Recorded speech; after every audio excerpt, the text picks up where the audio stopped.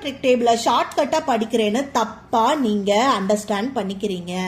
Okay, இப்போ எப்படி படிக்கிறாங்க maximum student? Square root of 0/2, square root of 1/2. No, wrong. நம்ம எப்படி மெமரி பண்ணணும்? Shortcut square root of 0/2. Square root வந்து ஒன்லி நியூமரேட்டருக்கு மட்டும்தான் போட்டு மெமரி பண்ணணும். ஸ்கொயர் ரூட் ஆஃப் 1/2 இஸ் வெறும் 1/2. So sin 30 is 1/2. ரூட் 2/2 என்ன பண்ணிக்கலாம்? டினாமினேட்டரை √2 into √2, இந்த 2 cancel ஆகி 1/√2. Next sin 60 value is √3/2.